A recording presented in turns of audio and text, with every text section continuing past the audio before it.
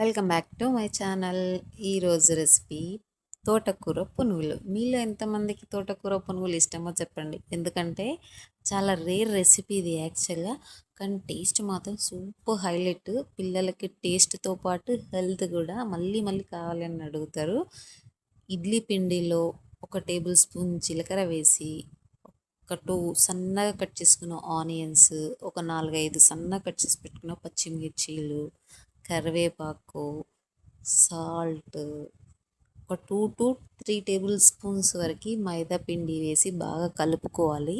కలుపుకున్న తర్వాత సన్నగా కట్ చేసి పెట్టుకున్న తోటకూర వేసి కూడా బాగా కలుపుకోవాలి.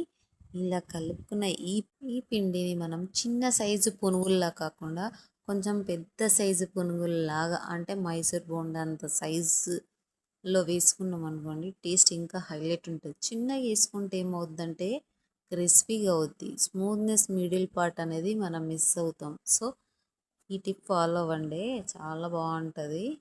ఇప్పుడు డీప్ ఫ్రైకి సరిపడంత వేసి ఆయిల్ వేడయ్యాక ఇవి మనం ముందుగా ప్రిపేర్ చేసుకున్న పిండిని చిన్నగా వేసుకోకుండా కొంచెం మీడియం సైజులో వేసుకొని గోల్డ్ కలర్ వచ్చేంత వరకు ఫ్రై చేసుకోవాలి. గోల్డ్ కలర్ వచ్చాక ఇవి తీసి సర్వింగ్ ప్లేట్లో సర్వ్ చేసుకోవడమే. అవును, ఈ తోటకూర పునుగులకి కాంబినేషన్ ఏంటంటారు? ఇంకేంటి, పల్లీ చట్నీయే.